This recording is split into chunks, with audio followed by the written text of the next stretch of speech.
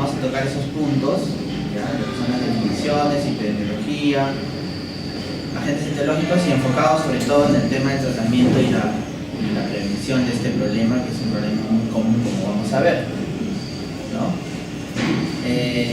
Bueno, las definiciones creo que ya las tienen claras, ¿no? Pero de todas maneras un repaso no está de más.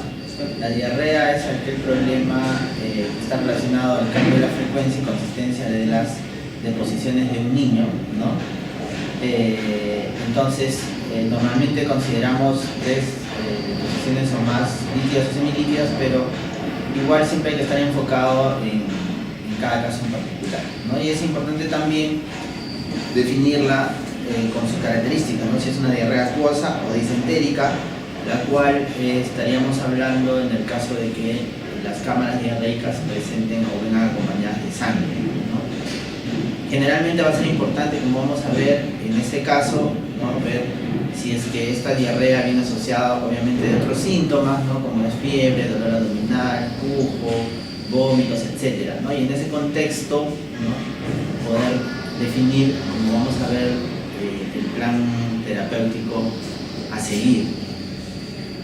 Bien, entonces el caso de las diarreas estaríamos hablando en los dos casos inferiores que estamos viendo abajo, ¿no? Arriba son deposiciones que pueden ser normales dependiendo para qué niño, aunque las primeras duras suelen estar asociadas a estreñimiento más bien, ¿no? Pero las formadas y pastosas, dependiendo de la edad del niño, de su dieta y de su condición, pueden ser normales, ¿no? En cambio las deposiciones semilíquidas o líquidas no lo van a hacer, ¿no? Es importante, como vamos a ver, para la recolección de muestra, por ejemplo, usar el panelito al revés, así como estuvimos viendo en las imágenes anteriores. En cuanto a los tipos de diarrea, para poder definir un poco mejor de qué estamos hablando, ante qué cuadro estamos enfocados, ¿no? Podemos usar características como las características, si son acuosas o disentéricas, primero estamos diciendo, pero también el tiempo de duración, ¿no? Y para eso se acuñan estos términos, ¿no? Aguda, prolongada, persistente y crónica. La diarrea aguda es aquella que va a durar menos de 7 días, ¿no? Y esta suele no afectar el crecimiento y el desarrollo del niño, ¿no? En cambio, este término de prolongada es un término que se viene acuñando últimamente, ¿no? Y es aquella diarrea que dura más de 7 días pero menos de 14, ¿no? Antes se decía diarrea aguda, la que duraba menos de 2 semanas, pero ¿por qué se acuña ese término de prolongada? Porque se ha visto que aquella diarrea, ¿no? Por más que sea de la misma etiología que la aguda, pero que está durando más de una semana, sí suele afectar en mayor o menor medida el crecimiento del niño, ¿no? Y su desarrollo por lo tanto. Entonces es importante, ¿no? Bueno, la persistente es la que dura más de 14 días y la crónica es la que dura más de un mes o que es recidivante, ¿no? Es importante definirse y enfocarse en el cuadro donde está, porque obviamente en pediatría lo más común es que sea la diarrea infecciosa la que nos da un problema, ¿no? Pero la diarrea infecciosa pues, normalmente va a ser aguda o prolongada en el peor de los casos, ¿no? En cambio, cuando ya estamos hablando de diarreas persistentes o crónicas, tenemos que pensar, además de las causas infecciosas, que sí puede haber, ¿no? Por ejemplo, yardiasis puede darnos problemas de este tipo, ¿no? Y algunos otros parásitos, pero también tenemos que pensar en descartar algunos otros problemas, ¿no?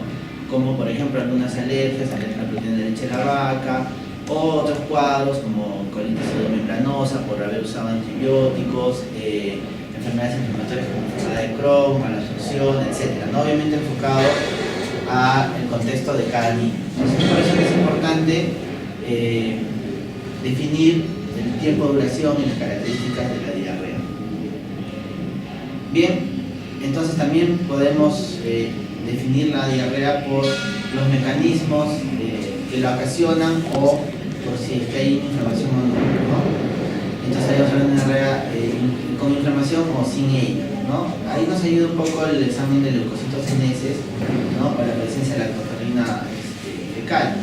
Ahora, el examen de leucocitocenesis hay que recordar que es inespecífico, ¿no? Y que incluso problemas virales pueden darnos otra inflamación, ¿no? Que se puede evidenciar con este examen, ¿no? En otros sitios ya casi ni se usa, pero en nuestro contexto, en la realidad local, ¿no? Nacional, donde por ejemplo no hay prácticamente no hay laboratorios fuera de Lima que hagan lactoferrina fecal, o en provincias hay pocos sitios donde se hacen otras pruebas, como vamos a ver, por ejemplo, inmunológicas, para poder ver si hay problemas virales o de otro tipo, ¿no? Entonces, ahí en nuestro contexto sí esta reacción inflamatoria todavía tiene cierta validez, por decirlo así, ¿no? Sobre todo cuando son reacciones inflamatorias muy positivas, no más de 100 leucocitos por campo, que sí no estamos hablando de una franca inflamación, ¿no? Si vemos, tenemos 10, 15, 20 leucocitos por campo, hay que tomarlo con pinzas, un problema viral también puede ocasionar eso, y no debería ser motivo solamente el hecho de una reacción inflamatoria débilmente positiva de usar, por ejemplo, antibióticos, ¿no? Hay que asociarlo a otras cosas. El mecanismo de acción también es importante, y ahí toma bastante importancia la diarrea, por ejemplo, osmótica, que es la diarrea ocasionada por rotavirus, ¿no? El rotavirus sabemos que ocasiona un daño en la superficie apical de los enterocitos, ¿no? Por lo tanto, no hay producción de lactasa. Como no hay producción de lactasa, la leche que toma el niño pequeño, este azúcar, ¿no? La lactosa ejerce su efecto osmótico y produce la diarrea, ¿no? Entonces también es importante para el manejo y la fisiopatología. Es por eso también que es muy importante, como vamos a ver en la parte de hidratación, no usar bebidas azucaradas, ¿no? Que es una de las restricciones que hay que decirle a los pacientes, porque eso va a aumentar las diarreas, ¿no? Bien. Epidemiológicamente, hablando en resumen, sabemos que la diarrea sigue siendo un problema importante a nivel nacional y a nivel mundial, ¿no? Es la tercera causa de muerte, ¿no?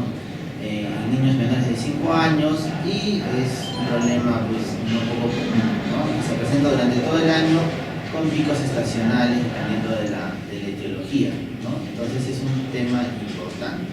Además, hay que mencionar que afecta, ¿no?, el crecimiento y el desarrollo de los niños que la padecen, sobre todo si la diarrea dura más de una semana.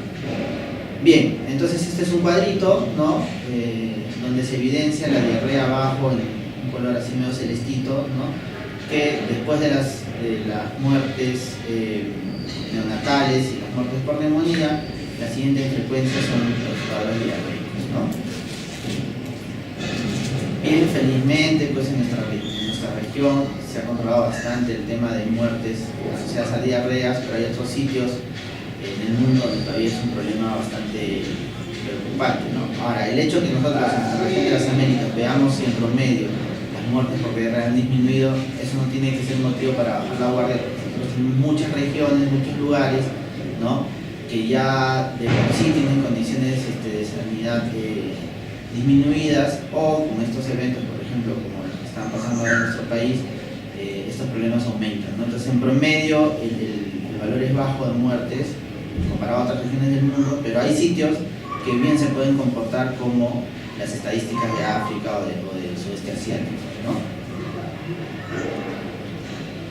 Bien, este cuadrito es para ver a qué edad es más frecuente los problemas de diarrea. Obviamente en los menores de 5 años son mucho más frecuentes, y dentro de ese grupo, en los menores de 2 años son más frecuentes, ¿no? Acá hay estas tablitas, son de distintos estudios desde los años 50 hasta los años 2000, y más o menos el comportamiento se mantiene. Si bien es cierto, las incidencias han bajado, pero el comportamiento epidemiológico en cuanto a las edades de presentación se mantienen más o menos constantes, ¿no? Bien, hay que recordar los agentes etiológicos, ¿no? Y hay que mencionar en este punto que los virus siguen siendo hasta ahora la causa más frecuente de problemas infecciosos en los niños, ¿no? Y dentro de los problemas diarreicos también los virus están a la cabeza, ¿no? Esto es muy importante tenerlo en mente, porque hay que evitar el uso excesivo de antibióticos, que nos traen muchos problemas en pediatría y en general en la comunidad, ¿no? Pero hay obviamente sí bacterias, ¿no?, como la Shigella, Salmonella, Campylobacter, algunas E. coli, que sí presentan problemas diarreicos, y nuestro reto es tratar de encontrar o utilizar esos niños que tienen ese tipo de problemas, que sí requerirían un manejo antibiótico, ¿no? Recordemos que también muchas de las diarreas que presentan los niños suelen ser autolimitadas, ¿no? Lo que hay que hacer es un manejo, digamos, bien concienzudo de esos problemas, ¿no? Tenemos parásitos como Yardia, Clostridium, Entamoeba histolítica a la cabeza, que también pueden ocasionar problemas diarreicos o diarreas crónicas u ondulantes, ¿no? Bien, de los patógenos que dan disentería, ¿no? Tenemos Shigella, Salmonella y Campylobacter, ¿no? Que son, digamos, el reto, ¿no? Encontrar esos pacientes que probablemente van a requerir tratamiento antibiótico, que algunos de ellos, por ejemplo, el Salmonella incluso a veces se autolimita, ¿no? De las E. coli, por ejemplo, ¿no? Hay E. coli enteroinvasivas, hay E. coli enterotoxigénicas, y ahí también tenemos que tratar de pensar y asociar cuál es el germen que nos está ocasionando el problema.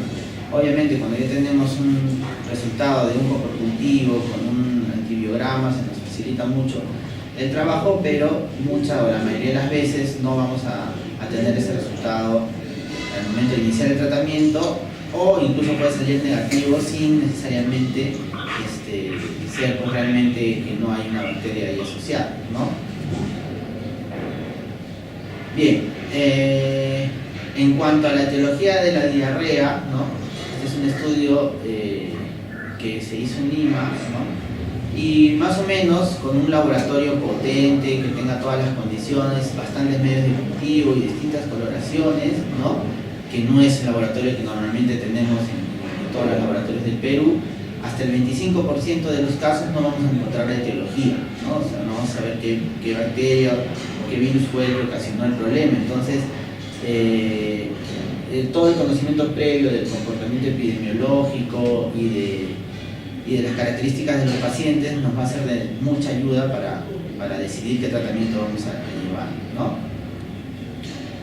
Bien, por ejemplo, este es un estudio grande, ¿no? Que se hizo, es un metaanálisis, ¿no? De 286 estudios, pero con pacientes hospitalizados. Eso puede ser un poco el sesgo, ¿no? Porque obviamente los pacientes hospitalizados son aquellos pacientes que son los más graves, ¿no? Pero lo que quiero resaltar, o se quiero resaltar con este cuadro, es de que los problemas virales, ¿no? Acá vemos los valores en porcentaje, son de lejos los más frecuentes, ¿no? A la cabeza el rotavirus, el norovirus, ¿no? Mientras que los problemas bacterianos, si bien es cierto, también están presentes, y los parasitológicos se dan en menor medida, ¿no? Así como pasa con los pacientes hospitalizados, ¿no? También más o menos es el mismo comportamiento en los pacientes ambulatorios, ¿no? Bien, este es un resumen del estudio anterior que les estaba presentando el mes pasado. Y acá hay un cuadrito a mano derecha en rosadito, ¿no? Que digamos es el resumen de todo lo que dice ese estudio. Y es más o menos lo que se conoce, ¿no? El comportamiento etiológico, ¿no? de los pacientes con diarrea en niños pequeños es diferente según la edad en la que estamos hablando, ¿no? En el primer año de vida el rotavirus es de lejos el agente más frecuente, ¿no? Mientras que en el segundo año de vida, por ejemplo, ya si bien esto sigue siendo más frecuente, aparecen otros gérmenes como Shigella, que se tornan un poco más importantes, ¿no? En los niños desde los 2 hasta los 5 años, Shigella sigue estando ahí, Campylobacter también aparece y rotavirus, ¿no? Hay que mencionar que si bien es cierto, ahora nosotros tenemos la vacuna de rotavirus en nuestro esquema nacional, ¿no? Hay muchos niños que no cumplen su esquema, ¿no? Se ve bastante, es algo, digamos, no tan raro, y además, si bien es cierto, la incidencia de rotavirus, como vamos a ver en otros estudios que les voy a presentar, está disminuyendo, van apareciendo otros virus que antes, digamos, eran opacados por el rotavirus, ¿no? Como por el norovirus o el coronavirus, ¿no? Entonces, siempre la etiología viral está presente, ¿no? Por más que el rotavirus lo estemos controlando en cierta medida. Tenemos otros métodos diagnósticos, ¿no? Como los cultivos que estábamos mencionando, algunos métodos de identificación directa, ¿no? Con tinciones, métodos inmunológicos y moleculares, pero muchos de estos métodos no están disponibles o no están tan fácilmente disponibles en Perú, por ejemplo, fuera de las ciudades grandes, ¿no? Como podría ser Lima, Arequipa, Trujillo. E incluso en esas ciudades no siempre se hacen todos esos análisis, ¿no? Cuando uno pide un cultivo tiene que poner más o menos qué germen quieren que busquen, porque no es que uno va a hacer un cultivo y todo va a crecer ahí fácilmente, ¿no? Uno tiene que ponerse, está buscando, por ejemplo, Campylobacter para que lo traten de la manera, digamos, adecuada, con incubadoras adecuadas para este germen. Si está buscando, por ejemplo, algún Clostridium o algún germen específico, sería mejor que lo pongan, ¿no? Y los métodos inmunológicos, si bien es cierto, podemos encontrar antígenos en las mismas heces, anticuerpos en la sangre de los niños, no están tan fácilmente disponibles, ni todos los pacientes pueden costearlo, ¿no?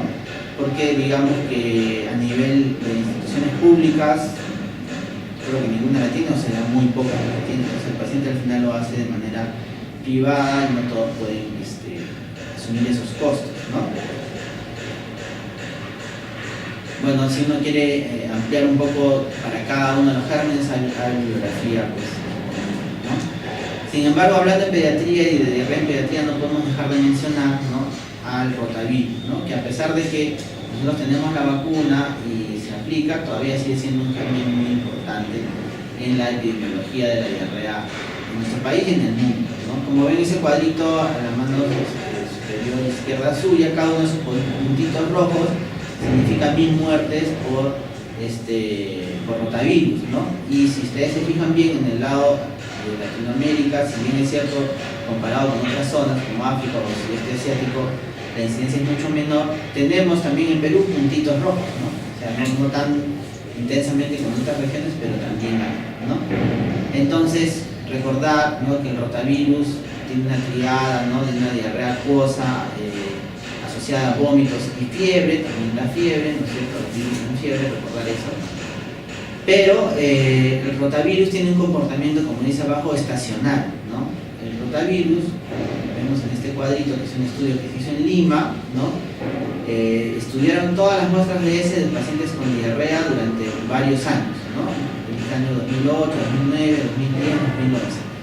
La línea punteada son, digamos, el promedio, ¿no? Pero la línea negra continua son los casos que en porcentaje correspondieron de esas diarreas a rotavirus. Y como ustedes ven, se fijan ahí, más o menos desde el mes de abril, los meses de abril en adelante, hasta agosto-septiembre, cuando se presentan estos casos. O sea, durante los meses fríos, ¿no? El rotavirus tiene un comportamiento estacional, ¿no? A partir del año 2010 se ve una disminución de los casos, ¿no?, en porcentaje, porque se introdujo, digamos, la vacuna, ¿no?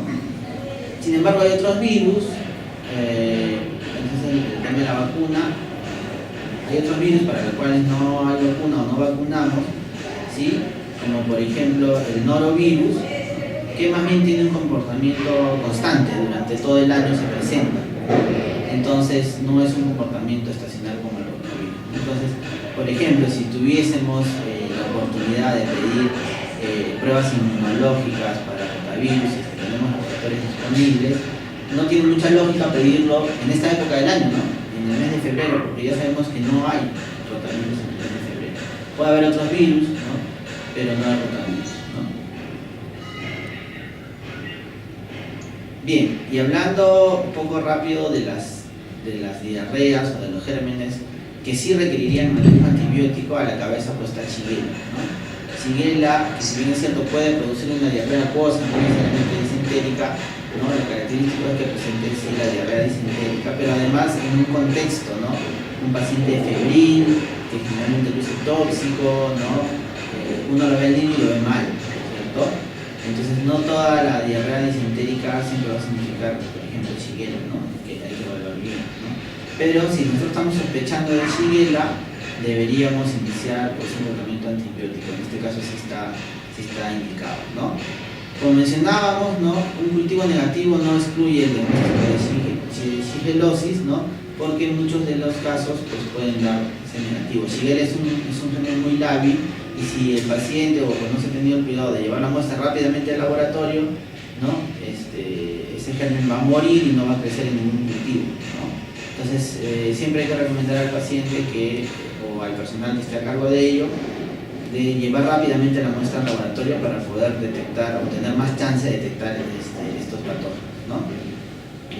Este es un estudio que se hizo en el 2008, pero todavía tiene validez en cuanto al comportamiento de los antibiogramas de los pacientes con Shigella, ¿no? Al lado izquierdo, en azul más oscuro, ven los porcentajes de resistencia a los antibióticos pues, comúnmente usados para esto, ¿no? Por ejemplo, el trimestoprim, sulfamethoxazole, el cotrimoxazol, tiene un 79% de resistencia a la shigella en este estudio que se hizo acá en Perú, ¿no? Entonces, obviamente eso es fácil deducir, ¿no? Que no solamente a nivel periférico se indica bastante este medicamento, sino lo primero que va un papá, pregunta en la farmacia y compra, que es algo, una realidad muy lamentable que persiste acá en nuestro país, ¿no? La automedicación y la venta pues, libre de medicamentos en las boticas y farmacias. Cuando un niño el papá le nota que tiene diarrea, lo primero que le indica el dispensador ahí de la farmacia pues son los famosos TRIM, ¿no? Todos los que terminan en TRIM. Y pues obviamente la resistencia sigue siendo muy elevada, por lo tanto no habría mucha lógica, no tiene mucho sentido si estamos realmente sospechando de una shigellosis, manejarlo con fluticasol. Otros antibióticos comúnmente usados, ¿no? Como el clorantraniliprol, la eritromicina, siguen presentando resistencia alta. Ahora, sabemos que en Perú nos falta un monitoreo más, este tipo de estudios más seguidos, ¿no? Para saber cómo se están comportando nuestros germes. Pero en vista de que el comportamiento de las recetas y de la dispensación, de la automedicación, no ha variado en los últimos años, no creo que esto haya disminuido realmente, ¿no? Al lado derecho tienen la susceptibilidad, ¿no? Por ejemplo, el ácido natriúrico, ciprofloxacina, la citromicina, todavía sigue siendo sensible la shigella, ¿no? Aunque en los últimos años se está viendo, como vamos a ver después, ¿no? Y en otros estudios, que la resistencia, por ejemplo, a la citromicina está aumentando cada vez más, ¿no? Probablemente porque por el uso, pues, a veces todavía indiscriminado de medicamentos de segunda línea para problemas que si realmente necesitan antibióticos, pues podríamos manejarlos con primera línea, ¿no? Y digo entre comillas realmente porque hay muchos pacientes también con problemas respiratorios y otro tipo de problemas que se usan antibióticos, pues, digamos, ¿no? Sin mucho filtro, ¿no? Por decirlo de alguna forma. Bien, este es otro estudio que se hizo en Lima, también de la resistencia a shigellosis, y abajo en los circulitos ven que la resistencia a ampicilina, a sulfametosazol y a la derecha a citromicina, ¿no? Está empezando a elevarse, ¿no? Sigue presentándose, tal como decía el estudio anterior. Y esto es lo que les decía, ¿no? Citromicina, que no había nada de resistencia, ya un poquito de resistencia, ¿no? Felizmente la resistencia a ciprofloxacino y a furasolidona actualmente sigue siendo baja, ¿no? Furasolidona se dejó de usar por bastante tiempo y parece que eso ha bajado la resistencia. Otra ventaja de la furasolidona, que es un medicamento, digamos, que a veces se ha menospreciado, por decirlo así, es que es intraluminal, ¿no? Entonces no produce resistencia en otros sitios, ¿no? Realmente se pueden estar en otros lugares, ¿no? Sin embargo, pues hay temas de alergia y eso que hay que considerar. Entonces siempre usarlo concienzudamente, ¿no? Si realmente uno piensa que se necesita. Salmonella es el otro germen que ocasiona problemas diarreicos y que si estamos hablando de niños, por ejemplo, desnutridos, inmunosuprimidos, o con otras comorbilidades, sí deberíamos también darle tratamiento, ¿no? Entonces en los niños también pequeños, menores de 6 meses o menores de 3 meses también. ¿Por qué? Porque Salmonella puede dar bacteriemia del punto de partida digestivo, ¿no? Recordar que de la Salmonella tenemos la TIFI y la no TIFI, ¿no? Y pues pueden dar ambas bacteriemias, ¿no? Entonces si estamos sospechando un problema de Salmonella, ¿no? Sí, pues debería de usarse el antibiótico, ¿no? Ahora, el manejo antibiótico es más o menos igual, ¿no? Como vamos a ver después también. El Campylobacter es otro germen que en niños pequeños, ¿no? Ocasiona diarreas disentéricas, ¿no? También puede ocasionar diarreas acuosas, ¿no? Y comúnmente se presentan en el primero o segundo año de vida, ¿no? Puede ocasionar también enfermedad diarreica prolongada u ondulante. Entonces, si es que el niño está presentando por ejemplo, diarrea acuosa, pero ondulante, recidivante, o que se está haciendo ya prolongado, persistente, podemos sospechar en este germen, porque también además puede dar complicaciones fuera del tubo digestivo, ¿no? Por ejemplo, síndrome de Guillain-Barré u otras neuropatías. Entonces sí es importante detectarlo. Y si uno pide un copropultivo pensando en encontrar Campylobacter, es bueno que busquen Campylobacter, porque no todos los laboratorios necesariamente lo van a buscar, porque requiere métodos de extinción y métodos de incubación especiales, ¿no? En cuanto al tratamiento de Campylobacter, si ustedes se fijan al lado derecho, la barrita azul clara, ¿no?, es la sensibilidad, y si bien es cierto que Campylobacter es sensible a citromicina, se está evidenciando este estudio desde el 2011 y cada vez se ve más resistencia, por ejemplo, de Campylobacter a macrólidos, no necesariamente por el mismo uso del macrólido en la diarrea, sino que el macrólido muchas veces se usa en otros problemas, por ejemplo respiratorios, digamos que muy fácilmente, ¿no? La resistencia de Campylobacter a ciprofloxacino, acá la barra verde es alta, entonces no tiene sentido si estamos ante un Campylobacter usar antivalores. De hecho, el tratamiento de elección es las macrólidos, ¿no? Acá igual, ¿no?, es un estudio que se hizo en Perú en distintas ciudades, Cusco, Quito y Lima, ¿no?, y se ve el mismo comportamiento, ¿no?, resistencia a quinolonas y baja resistencia a macrólidos. Sin embargo, en algunas regiones del país la resistencia a macrólidos, sobre todo a citromicina, está aumentando. Entonces es importante cuidar este antibiótico, ¿no?, porque es un antibiótico versátil, no práctico, hacer una vez al día, pero que hay que preservarlo para los casos realmente necesarios. ¿Cuál era? Siempre hay que tenerlo presente. No tenemos desde el 91 este germen en nuestro país, pero siempre recordar, hay regiones cerca, Haití, zonas del Caribe que tienen epidemias ocasionales, y con la fácil movilidad de las personas en esta época siempre hay que tenerlo pendiente. Una persona puede estar en un país hoy día, tener un germen y mañana estar a miles de kilómetros diseminando ese germen. En cuanto a las E. coli diarrogénicas, que son varias, ¿no?, muchas de ellas pues van a autolimitarse, y acá una mención especial a la STEC, ¿no?, o a la productora de Shiga Like, ¿no?, toxina o verotoxina, ¿no?, porque esta es la que va a ocasionar, si bien es cierto, felizmente en un menor porcentaje, ¿no?, de los pacientes que tienen esta bacteria, el síndrome urémico hemolítico, ¿no? Ahora, debido a que las bacterias pueden pasar sobre los plásmidos y distintas estrategias entre una y otra, ¿no?, es importante pues tener siempre en cuenta estas bacterias, ¿no? Ahora, si ustedes se fijan, ¿no?, en este cuadrito, ¿no?, la número 4 es la E. coli, que produce también el SHUM, ¿no?, el síndrome urémico hemolítico. Y se ha visto pues que en distintos estudios hay mayor tendencia a producir este síndrome en casos que se usan antibióticos, ¿no? Aparentemente el uso de antibióticos aumenta la probabilidad, aunque algunos estudios han refutado eso, pero digamos, siempre está ese dato ahí, ¿no? Entonces, ahora, ¿cuál es el tema? Vamos a ver acá un cuadrito. Quiero mostrarles este cuadrito aquí. Los pacientes con E. coli productora de Shiga Like toxina, ¿no?, que es la que puede producir síndrome urémico hemolítico, va a producir también, ¿no?, una diarrea disentérica, pero acá resaltado está un dato importante: suele ser una diarrea disentérica sin fiebre. Entonces, si tenemos una diarrea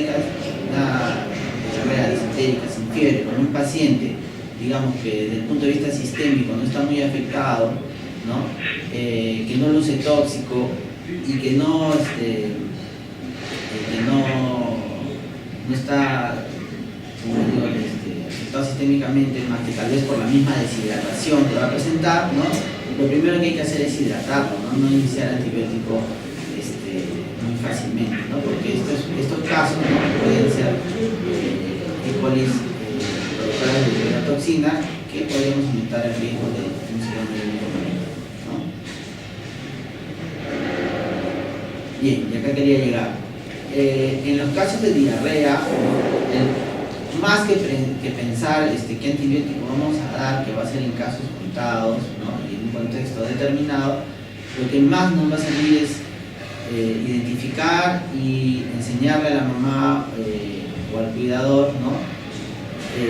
Una adecuada hidratación del paciente, ¿no? Tenemos signos claves, ¿no? Ya todos conocemos estos signos, si el niño bebe, cómo está el sensorio, los signos cutáneos y algunos otros signos que nos pueden ir ayudando, ¿no? La diuresis, que son los que debemos preguntar, la tolerancia oral, etcétera, ¿no? Es bien conocido por todos nosotros, ¿no? Para poder determinar si el niño está o no está deshidratado, ¿no? Y según ese estado de hidratación, ¿no? Plantear un manejo, ¿no? En cuanto a si va a ser ambulatorio, va a ser observación de emergencia o va a ser hospitalizado, ¿no? Y para eso todavía son válidos y nos sirven los famosos plancitos A, plan B y plan C. Si bien es cierto hay algunas guías que ya no mencionan esos planes específicamente, si uno lee lo que dice, ¿no? Está diciendo plan A, plan B, plan C, ¿no? O sea, dilatación oral, dilatación endovenosa. Entonces, esto todavía sigue siendo válido. Y además la OMS sigue recomendando estos planes de hidratación, ¿no? Hay toda una guía del año 2008 que sigue estando vigente, ¿no? El tratamiento de la diarrea, y ahí la OMS OPS hace mucho hincapié al manejo de estos planes, ¿no? Que son paso a paso, simples de seguir, ¿no? Y cuyo pilar es pues, la hidratación oral endovenosa, ¿no? Recordemos que en la hidratación de estos pacientes usamos sales de hidratación hiposmolares, ¿no? Ya no las de osmolaridad estándar. Se ha visto que esto es más adecuado, y da una mejor respuesta, ¿no? Acá hacer hincapié es algo común que preguntan los pacientes, los papás, o que a veces lo hacen simplemente sin preguntar, es usar, digamos, como saben por conocimiento general que es importante mantener hidratado a su hijito, le empiezan a dar las bebidas de hidratación para deportistas, ¿no? Que hay varias marcas conocidas, ¿no? Esto hay que enseñarles, hay que recalcar que no es lo más adecuado porque la osmolaridad de esas bebidas es muy alta, la cantidad de azúcar es muy alta, y más bien lo único que va a lograr estas bebidas azucaradas es aumentar la osmolaridad intraluminal y por lo tanto más cantidad de diarrea, ¿no? Entonces las sales de hidratación oral hiposmolares son las que están recomendadas. En cuanto al plan C, hay pequeños cambios que son importantes mencionarlos, ¿no? Recordamos que el clásico plan C pues eran 100 cc por kilo, pasaban 3 horas, ¿no? 50 en la primera hora y luego 25. Eso ha cambiado un poco, ¿no? En los lactantes menores de 12 meses, ¿no? En los pequeños es un poco más conservador. Igual vamos a sumar los 100 cc, pero en la primera hora pasamos 30 cc por kilo y en las siguientes 5 horas 70 cc, ¿no? Hablando de un paciente obviamente con deshidratación grave, pero no está chocado, ¿no? Porque si el paciente está chocado, el manejo va a ser con los bolos iniciales, como siempre se ha hecho, ¿no? Y en los pacientes de más de 12 meses, ¿no? Lo que se hace es pasar los 100 cc, pero 30 cc en la primera media hora y los otros 70 cc en las 2 horas y media restantes. Esto es lo teórico, ¿no? Hay que tenerlo en cuenta y procurar que en la práctica se pueda hacer, ¿no? Y sabemos que nuestras emergencias están muy saturadas, tenemos una enfermera para atender 20, 30 pacientes, y el trabajo en equipo se torna muy importante, el personal técnico, enfermeras, médicos, internos, residentes, para que lo teórico pues, sea lo más cercano a lo que se hace en la práctica, ¿no?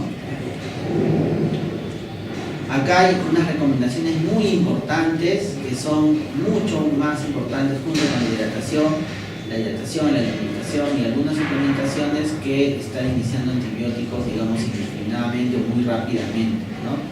La alimentación del niño, recordemos, la recomendación, digamos, que siempre se daba, como cultura general, digamos, nuestras abuelitas, nuestras mamás nos han enseñado que la persona que está con diarrea se pone a comer calditos, sancochaditos, y no come casi nada, ¿no? Eso se ha visto que es por el contrario perjudicial, ¿no? Porque genera una mayor atrofia a nivel de las vellosidades intestinales y por lo tanto una menor capacidad absortiva del intestino y por lo tanto una mayor diarrea y más cantidad y más tiempo de diarrea, ¿no? La recomendación que hay que dar es que el niño se alimente normalmente, ¿no? Siempre comía, o tal vez de manera fraccionada, ¿no? Porque no va a haber un apetito como siempre, ¿no? de manera fraccionada o tratando de aumentar incluso un alimento, una comida más en el día después de que haya desaparecido el problema diarreico para asegurar que no hay una afectación del peso y la talla, ¿no? Pero debe comer lo que normalmente come, no debe restringirse demasiado los alimentos. Obviamente, pues, me ha tocado, capaz que me ha dicho doctor, entonces puede comer su pollo a la brasa con papas fritas, porque él siempre come eso, no, pues, no, comida de casa, ya hemos dicho no bebidas azucaradas y de preferencia pues, preparadas por uno mismo, ¿no? Se ha visto también que la suplementación con zinc, ¿no?, ayuda a disminuir los días de diarrea y sobre todo la recidiva de cuadros diarreicos. Además, cabe mencionar que el zinc también disminuye la incidencia de problemas respiratorios, ¿no es cierto? Entonces, se puede administrar, ¿no?, como tratamiento coadyuvante, ¿no? La dosis es distinta, 10 miligramos al día si es menor a 6 meses y 20 miligramos al día si es mayor a 6 meses, ¿no? Esto toma mayor importancia si estamos hablando de un niño que nosotros pensamos que su alimentación, digamos, normal, su estado nutricional normal no es el más óptimo. Niños que tal vez tienen cierto grado de nutrición, que viven en zonas donde, digamos, los hábitos alimenticios no son los más adecuados, o niños que viven en la ciudad pero que no ingieren, pues, por ejemplo, cantidad adecuada de alimentos o en una forma balanceada, ¿no? Entonces esto sí ayuda. Bien, recordemos lo que estábamos diciendo, ¿no?, que la mayoría de los casos de diarreas en los niños menores de 2 años son virales, no van a requerir antibióticos. Tenemos que pensar en cada caso, ¿no?, si realmente es necesario el uso de antibióticos y sobre todo en casos de disentería considerar si vamos a usarlos, ¿no? Con mayor razón si hablamos de una disentería con fiebre, ¿no? Disenterías afebriles hay que evaluar bien. Recordemos que una estrategia muy importante es visitar a nuestro paciente pronto, ¿no? Si el paciente viene hoy día y tenemos alguna duda, visitarlo pronto en 24 o 48 horas, si es que hay la posibilidad, es una estrategia muy adecuada para ver cómo se comporta y tomar decisiones adecuadas, ¿no? En cuanto a los tratamientos antibióticos, básicamente enfocados para Shigella, Salmonella y Campylobacter, ¿no?, los medicamentos son, digamos, los que siempre hemos disponido, ¿no?, pero hay que tener en cuenta las consideraciones de comportamiento, resistencia y sensibilidad que hemos estado hablando, ¿no? Por ejemplo, aquí, ¿no?, en este cuadrito que sigue, aquí, ¿no?, es el manejo que se recomienda para cibelosis. El que está a la cabeza es el ciprofloxacino, ¿no? Ahora, no sé si han tenido la oportunidad de buscar un ciprofloxacino en jarabe. Primero que son caros, no hay tanta disponibilidad, no hay genéricos, son súper caros y son horribles, ¿no? Entonces es bien difícil que los niños se lo puedan tomar, ¿no? Ya si estamos hablando de un niño más grande, probablemente que pues, ya puede pasar pastillas, podríamos considerarlo más, ¿no?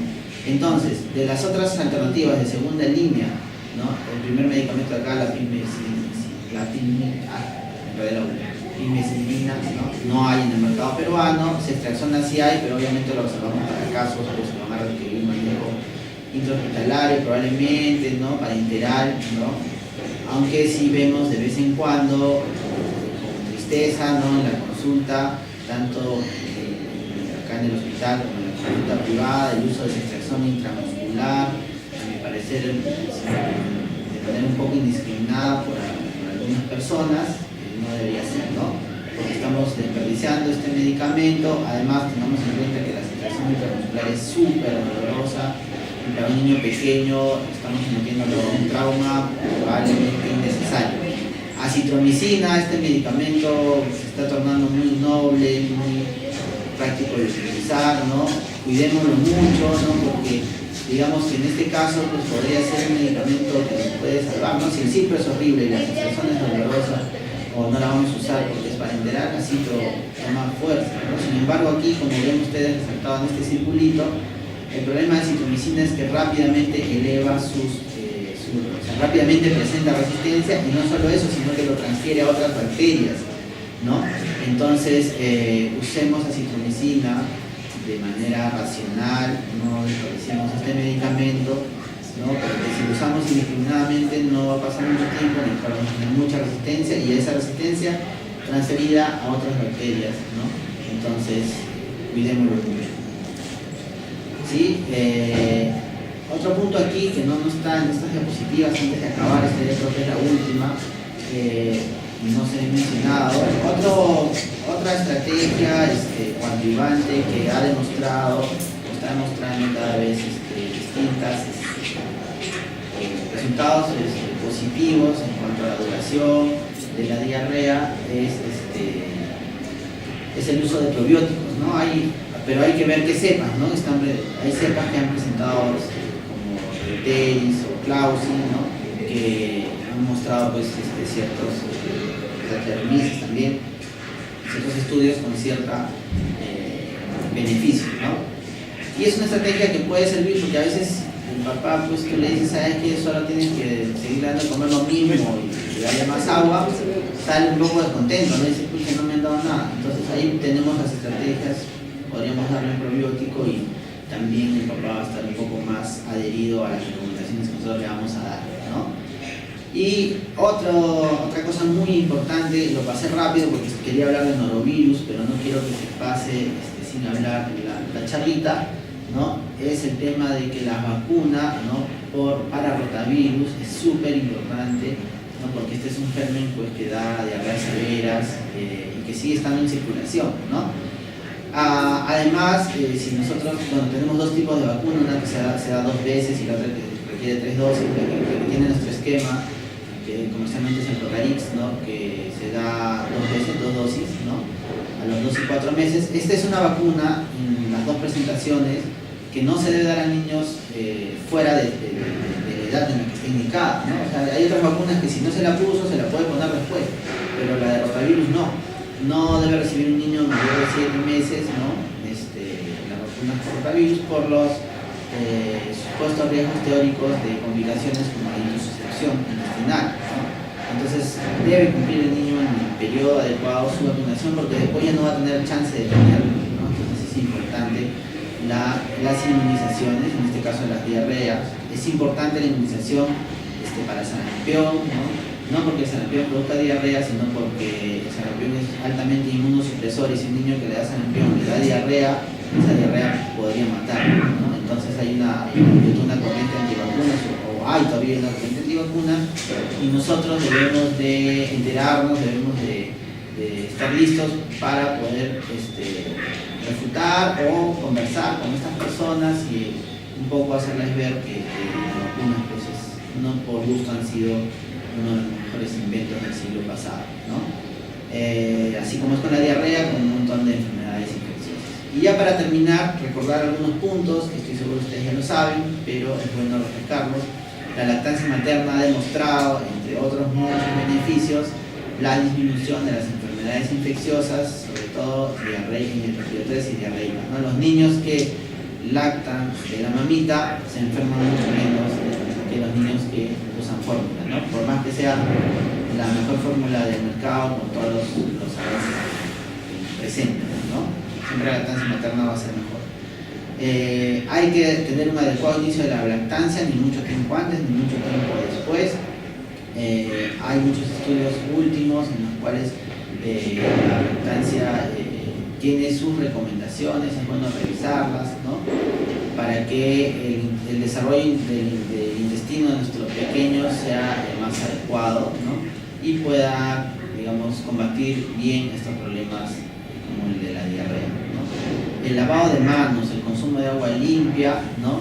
Es súper importante. Ahora en el verano hay infinidad de casos de diarrea que uno ve, ¿no? Y a veces los papitos o los cuidadores están preocupados por ver qué comida fue, ¿no? La culpable, ¿no? del problema, y muchas veces cuando yo le digo tal vez la comida no es la culpable sino las manos de uno, ¿no? Yo le di de comer a mi hijito o mi hijito comió con sus manos pues, sucias simplemente, ¿no? Entonces la estrategia de lavado de manos, así como la lactancia materna, no cuesta nada y nos da muchos beneficios, ¿no?